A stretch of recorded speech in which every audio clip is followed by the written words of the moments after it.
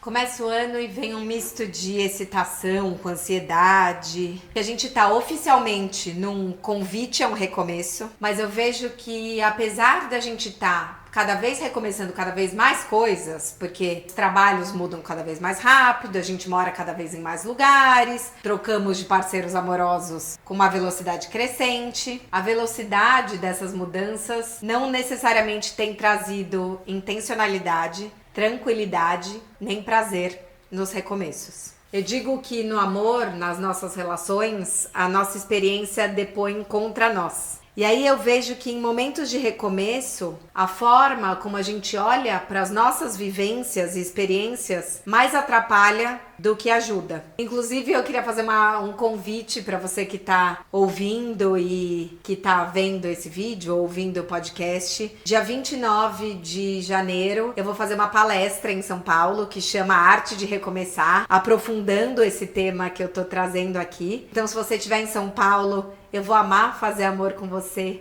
ao vivo. Essa palestra vai ser num lugar incrível na Vila Madalena. Vou deixar o link na descrição aqui do episódio. Se você for de outra cidade e gostaria de ter a palestra aí, também escreve, porque a gente vai rodar o Brasil nesse 2025 e a gente quer muito saber para que outros lugares vocês querem que a gente leve esse papo. Porque o que eu vejo, né? Cada vez mais me chega na clínica, no inbox e na vida, pessoas com essa demanda de eu preciso recomeçar e eu não sei como. Até porque muitas vezes esses recomeços nos são impostos. Então eu me separei e eu não queria ter me separado. Eu preciso recomeçar depois de ter perdido alguém muito importante. Então perdi um pai, uma mãe, um irmão muito querido. Eu fui demitido. Eu preciso reinventar a minha carreira. Eu mudei de cidade. Eu tô completamente desconectado dos meus amigos e eu preciso recomeçar a fazer um ciclo social. Eu mudei o meu estilo de vida por questões de saúde e eu preciso recomeçar. Eu passei por um grande período deprimido e eu preciso recomeçar a achar outras fontes de prazer na vida, porque eu tô sentindo que eu tô sendo massacrado pela vida, pela rotina, pelo automático. E eu quero sair desse looping, mas eu não sei como. Você se vê impelido a algum desses recomeços e tem vontade de recomeçar, mas ao mesmo tempo tá exausto e sem saber por onde fazer esses movimentos? E aí eu queria te fazer uma pergunta que é: qual que é o peso da sua história pra você? E é engraçado, né? Simbólico, que a gente tava preparando a gravação e justo aqui onde a gente ia filmar tinha a minha história. E aqui, nessa foto da minha história, tem a minha mãe. Eu sou essa do laçarote na cabeça, do lado do Papai Noel, que eu perdi quando eu tinha 5 anos. E o meu primo, que faleceu quando eu tinha 15 e que foi uma perda abrupta. Inclusive, vai ter na semana que vem um próximo podcast, um próximo vídeo sobre como você conta a sua história. Porque é muito difícil eu não começar contando a minha história, principalmente quando você vai na análise ou conversas mais profundas, eu perdi minha mãe aos 5 anos. Dá pra contar essa história de outros jeitos, também colocando isso.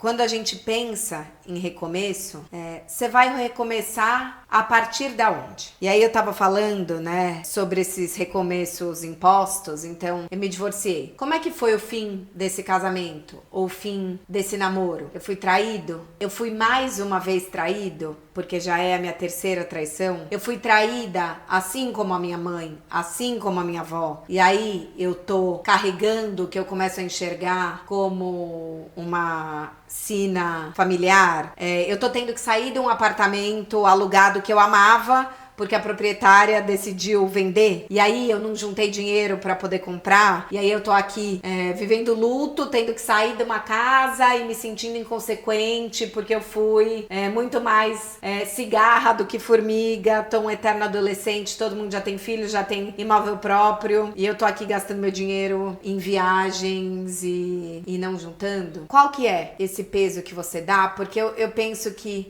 eu tô fazendo essa pergunta porque o recomeçar recomeçar, não tem como a gente pensar no nosso recomeçar se a gente não se perguntar o da onde. E muitas vezes a gente tá olhando que a gente tá recomeçando mais pra trás do que a gente realmente tá. Porque a gente sente que a gente tá com uma conta bancária emocional negativa. Minha vida amorosa não deu certo, eu deveria ter feito isso e não fiz. A gente carrega, né? O recomeço carrega em si uma pressão gigante por uma série de questões. Acho que tem um agora vai é como se assim essa relação tivesse que resolver e compensar todas as relações turbulentas que eu tive. Não, mas agora vai ser uma relação boa. Ou agora esse trabalho vai. Agora essa casa vai ser a casa perfeita. A gente coloca um grau de idealização no recomeço que muitas vezes destrói a nossa possibilidade de recomeço. Porque você coloca o outro, seja o outro o trabalho, seja o outro o parceiro, a parceira, num nível de exigência enorme. E aí você não consegue lidar com a sua própria frustração. Ao momento que você enxerga os primeiros defeitos dessa pessoa, você mesmo desiste e volta pra sua narrativa de, tá vendo?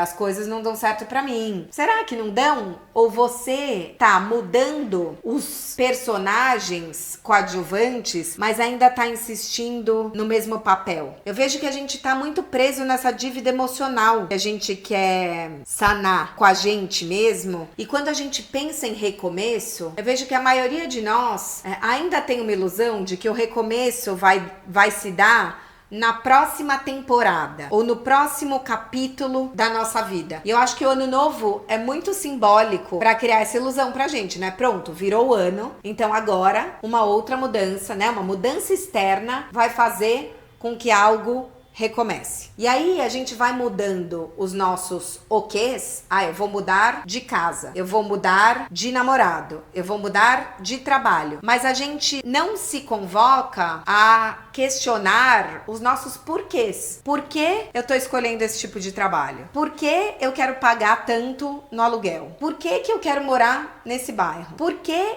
eu quero namorar com essa pessoa? Por que eu acho que namoro tem que ser assim? E além dos nossos porquês, a gente também não se questiona os nossos papéis. Quem sou eu nessa relação? Eu tinha um professor de atuação, eu fiz artes cênicas, que ele falava: não adianta você mudar de país se você se levar junto. Não adianta a gente recomeçar num novo emprego se você mudar todo o seu contexto externo, mas ficar preso na compulsão à repetição, que é o que a psicanálise aponta, que a gente fica preso de reviver os mesmos comportamentos e os mesmos traumas numa tentativa de controlar uma situação que é quase como se aquele primeiro trauma eu não consegui conter, então agora eu mudo o parceiro, mas daí eu volto para uma relação abusiva, quase como se fosse uma tentativa inconsciente de se vingar do primeiro abusador. Não, agora eu já sei como vai ser, então eu tenho a ilusão de que eu vou conseguir sair,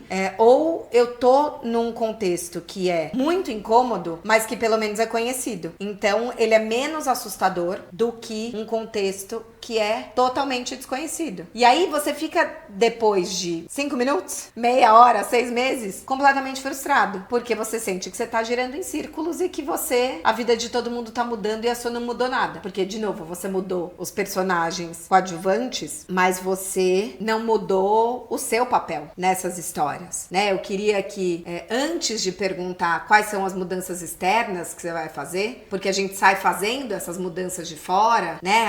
Vou cortar o cabelo, vou mudar o emprego, vou mudar as pessoas, vou mudar o esporte que eu tô fazendo. Que histórias, que papéis e que padrões você tá carregando de um ano pro outro sem perceber? Que metas que você segue empurrando pro próximo ano sem se perguntar por que mesmo eu ainda desejo isso? Eu ainda desejo isso com essa pessoa? Por que eu quero recomeçar com essa pessoa? Vale a pena recomeçar com essa pessoa? Por que será que as coisas não aconteceram, né? Porque muitas vezes a gente não faz essa reflexão, né? Então tá bom, eu vou recomeçar a minha carreira. Por que as coisas não aconteceram? aconteceram? Eu tô querendo performar um papel que não é meu? Tô querendo trabalhar num tipo de trabalho ainda pra agradar os meus pais? Pra tentar ser igual o meu irmão? Sendo que eu não sou assim? E aí, no fundo, eu tô, de novo, sendo a mesma pessoa que eu era quando eu tinha 7 anos de idade, que ele era o bom do esporte e eu não era, e eu ficava frustrado porque ele trazia a medalhinha de ouro do campeonato Olimpíada do futebol e eu não? Pra quê? Eu preciso ainda desta aprovação? Eu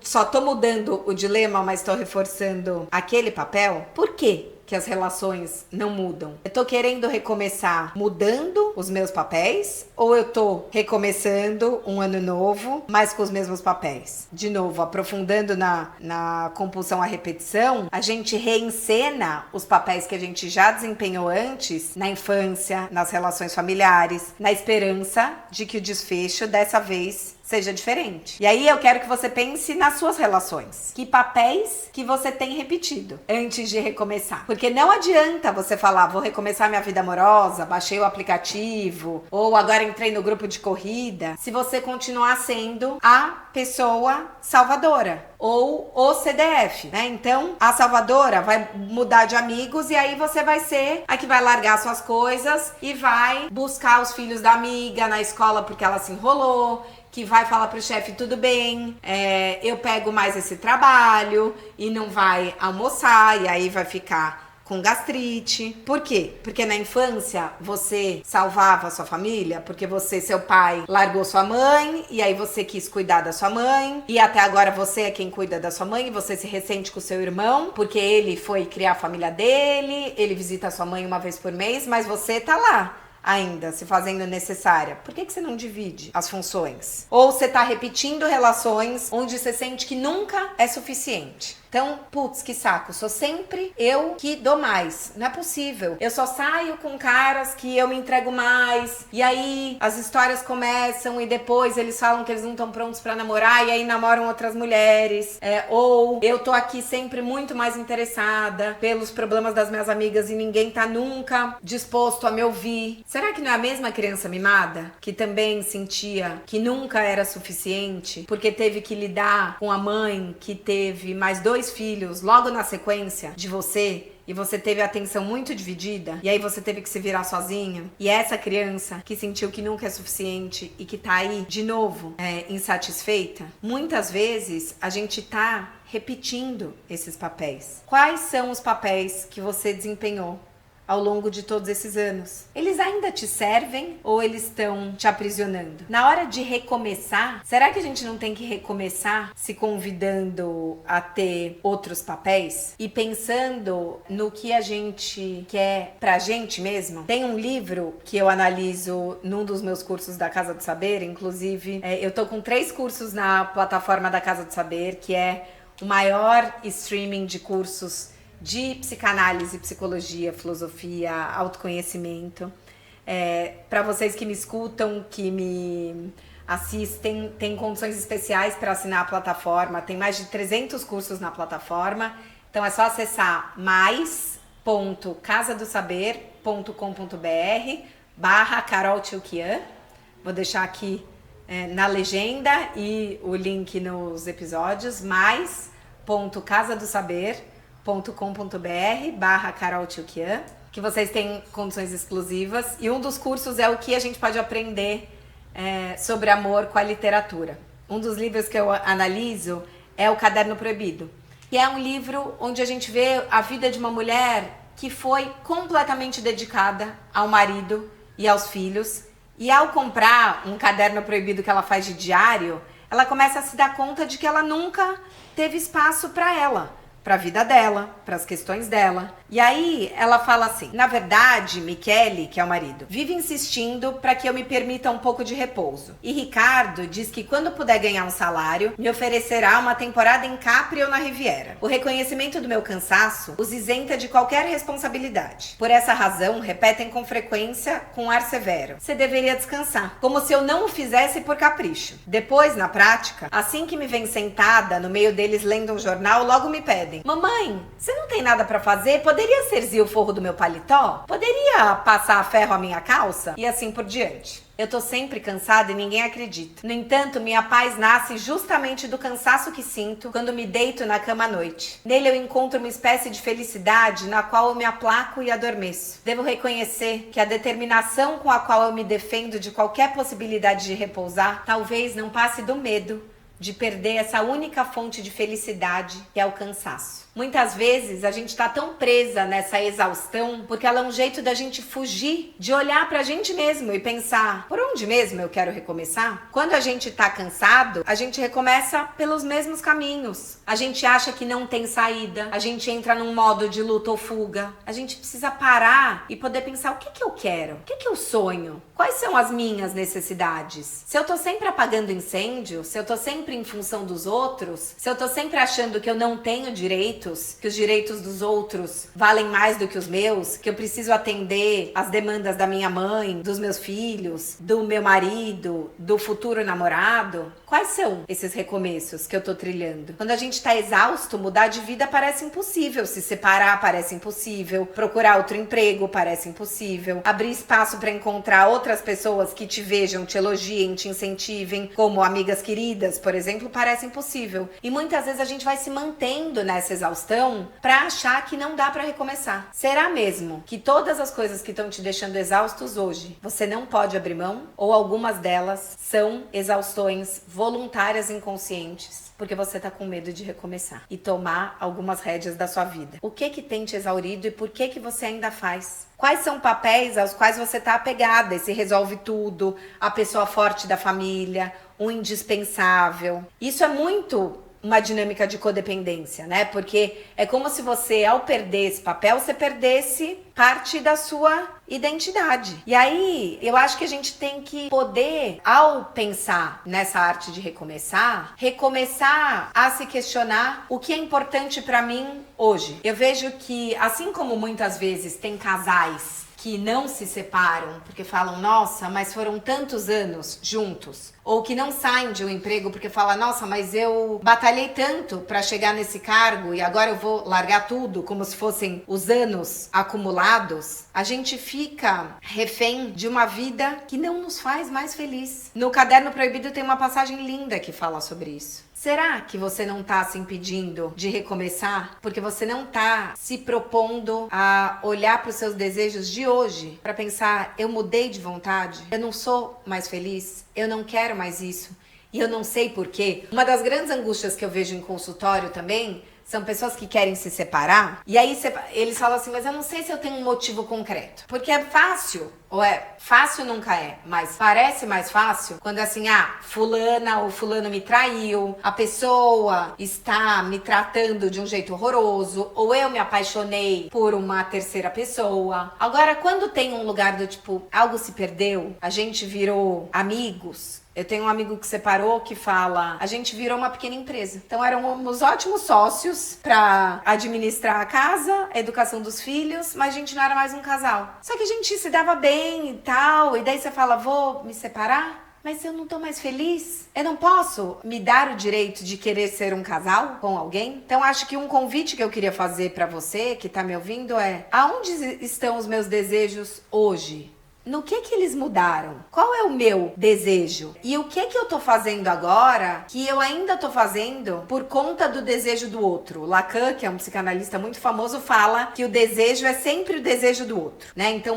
muitas vezes a gente faz as coisas para ser desejado pelo outro. Então, eu faço o que eu acho que é o desejo do outro para aí achar que eu vou ser amado pelo outro. Para recomeçar, a gente tem que poder se apropriar mais dos nossos desejos. É meu desejo ter essa carreira? Ou é o desejo do meu pai, do meu ciclo social? Eu desejo mesmo morar nesse bairro? Ou é só porque é o bairro que os meus amigos moram, que é perto da escola que eu estudei, mas daí eu preciso ganhar tanto pra morar aqui? Eu quero ter esse tipo de custo de vida? Ou eu tenho outros desejos? Eu tô respondendo aos outros? Ou eu tô me permitindo? A gente tá o tempo inteiro performando e respondendo muito mais aos desejos dos outros do que aos nossos. E aí, eu acho que a gente vai colocando metas pra gente que viram obrigações e não desejos. Porque as metas, elas funcionam muitas vezes rumo ao ideal do eu. Então eu vou recomeçar e agora eu vou fazer uma maratona. Eu vou recomeçar e eu vou fazer ginástica todos os dias. Por quê? De novo, antes de você recomeçar e pensar nos seus oquês, pensa nos seus porquês. É porque vai fazer bem pra minha saúde? Ou é porque eu tô neurotizando de novo, porque eu tô vendo mulheres muito magras no Instagram e eu acho que eu tenho que ser assim pra ser amada? É porque eu tô com medo de estar ficando velha? A gente tem que poder ser honesto com as nossas sombras, com os nossos medos. E aí questionar os nossos porquês, pra rever essas metas. Tem uma pesquisa que só 8% das pessoas alcançam as resoluções de ano novo. Não porque a gente não é capaz, mas porque a gente vai criando metas irreais e metas muitas vezes desconectadas desses nossos porquês, que estão conectadas ao desejo do outro, que eu coloco ela lá na frente real para continuar me olhando como a pessoa que é incapaz. Pensa no que você ainda tá apegado, a quais ideias, a quais papéis, a quais sofrimentos. Porque para recomeçar, a gente também tem que abrir mão de alguns sofrimentos de estimação. Eu falei recentemente na minha análise pessoal, que eu tava falando sobre como tudo tem uma coisa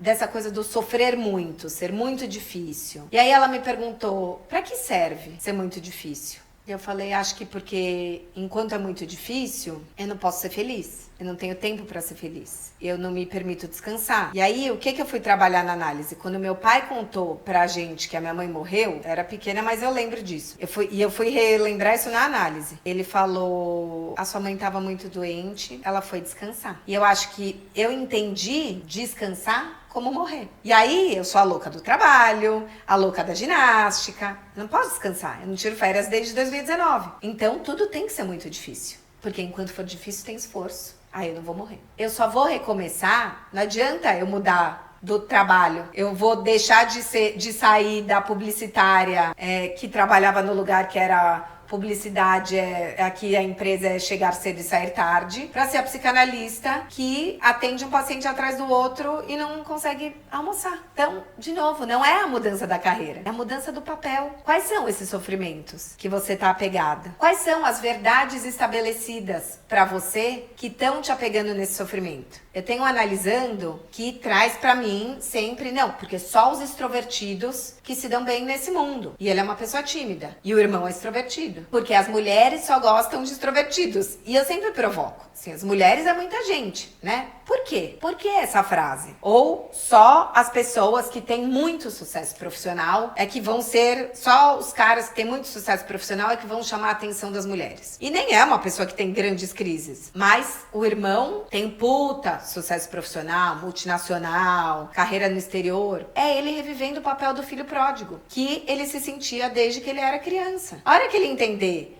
que o cara da multinacional internacional extrovertido tem espaço, mas que o tímido misterioso também tem espaço, ele sai desse papel do rejeitado. Então, de novo, o recomeço. O recomeço não é o vou fazer um curso de oratória para aprender a falar, que seria o vou desenvolver as minhas capacidades. O recomeço é eu vou olhar para mim de outro jeito. Eu vou trocar as minhas verdades. Que histórias você tá contando para justificar o seu apego? Ah, se eu abrir mão disso eu tô falhando, eu só sei ser assim, as crianças vão sofrer muito com a separação. Isso é uma das coisas que eu mais escuto de pais separados olha o ato falho, hein? De pessoas que querem se separar e não se separam porque têm filhos pequenos. Ah, as crianças vão sofrer. E aí eu tenho adultos com pais que não se separaram e que brigaram o tempo inteiro e que trazem para a clínica os efeitos de terem pais que não se separaram para poupar os filhos e eles cresceram naquele inferno. Será mesmo que é pelos seus filhos? Ou você tá com medo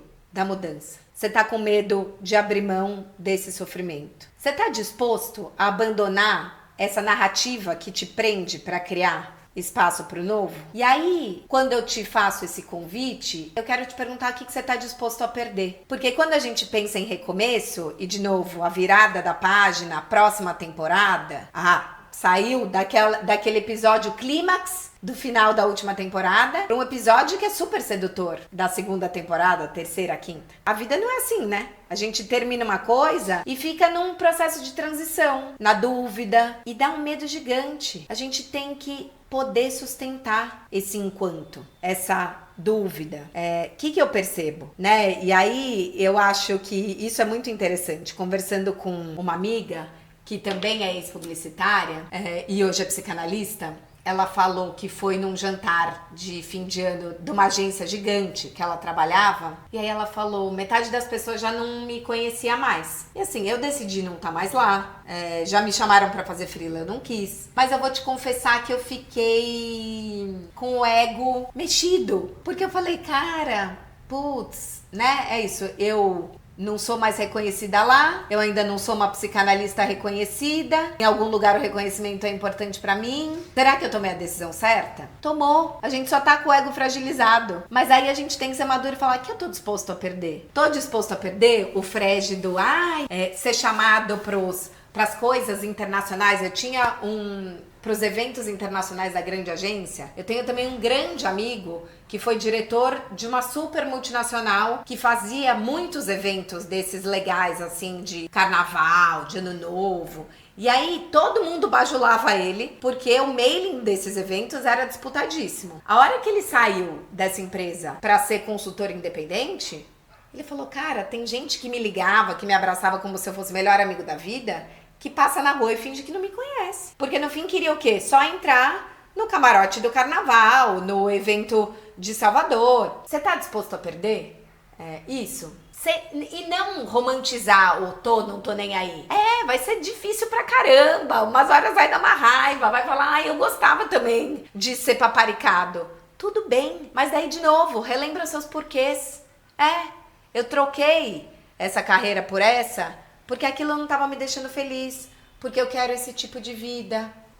Que a gente possa fazer esses recomeços, mas recomeçando por essas perguntas internas. Isso vão dar novos caminhos que começam aqui. Se a gente não fizer essas trilhas dentro, não adianta você mudar as paisagens. Você vai estar eternamente preso na sua compulsão à repetição. Eu acho que a gente pode começar e recomeçar de jeitos mais bonitos e efetivos. Depois me conta nos comentários o que você se vê repetindo, quais foram os seus falsos recomeços e aonde você quer recomeçar agora e por quê. Um beijo e bom recomeço.